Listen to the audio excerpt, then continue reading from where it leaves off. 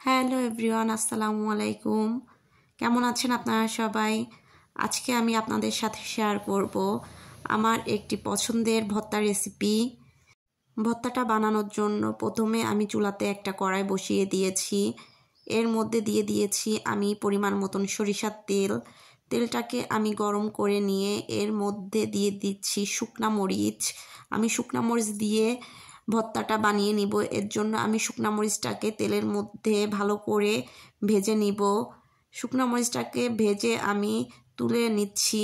তুলে নিয়ে আমি এই তেলের মধ্যে দিয়ে দিব টমেটোগুলো আগে থেকে ধুয়ে নিয়েছি এবং এর মধ্যে আমি দিয়ে দিব কয়েক কোয়া রসুন। আমি এখানে 5টা টমেটো এবং 5 কোয়ার মতন রসুন দিয়েছি।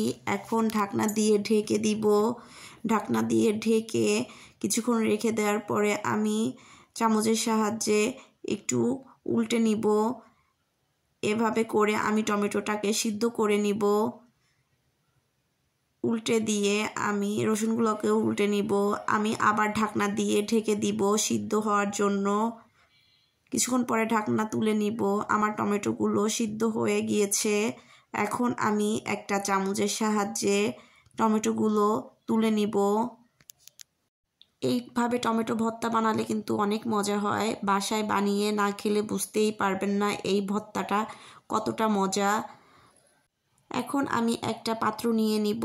এর মধ্যে নিয়ে নিব আমি পেঁয়াজ কুচি, দিয়ে দিয়েছি শুকনা মরিচ। আমি এখানে একটা পেঁয়াজ কুচি করে নিয়েছি।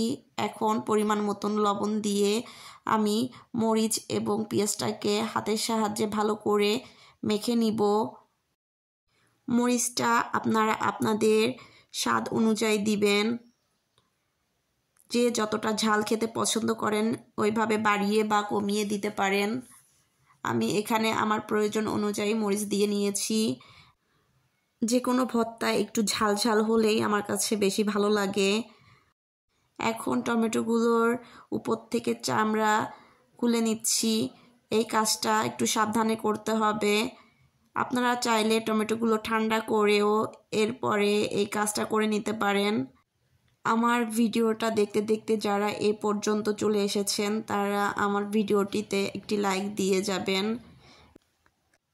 এর মধ্যে আমি এখন টমেটোর সাথে যে রসুনগুলো সিদ্ধ করে রেখেছিলাম ওগুলো দিয়ে একটু হাত দিয়ে মেখে নিব। আঙ্গুল দিয়ে একটু চাপ দিলে রসুনগুলো খুব সহজে ভেঙে যাবে। এখন আমি সিদ্ধ করে রাখা টমেটোগুলো একটা একটা করে ভেঙে নিচ্ছি।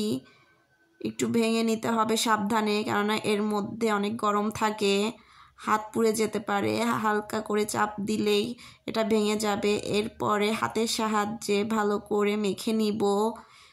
কিছুক্ষণ মেখে নেওয়ার পরে আমি এর মধ্যে অ্যাড করে দিব ধনিয়া পাতা। এই ভর্তাটার মধ্যে ধনিয়া পাতা দিলে এর স্বাদ আরও বেড়ে যায়। আপনারা অবশ্যই ধনিয়া পাতাটা দিয়ে ভর্তাটা বানাবেন। এখন আমি এর মধ্যে দিয়ে দিব কিছুটা পরিমাণের কাঁচা সরিষার তেল। তেল দিয়ে একটু মেখে নিব। তৈরি হয়ে গেল আমার মজাদার টমেটোর ভর্তা।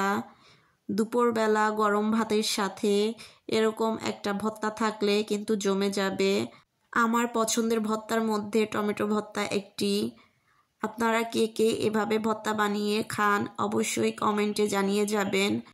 এই ভর্তাটা থাকলে আমার আর কিছুই দরকার হয় না।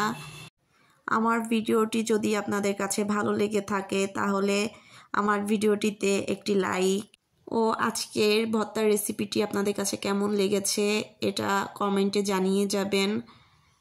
আর যারা এখনও আমার চ্যানেলটি সাবস্ক্রাইব করেননি তারা আমার চ্যানেলটি সাবস্ক্রাইব করে আমার পাশে থেকে যাবেন। আল্লাহ হাফেজ।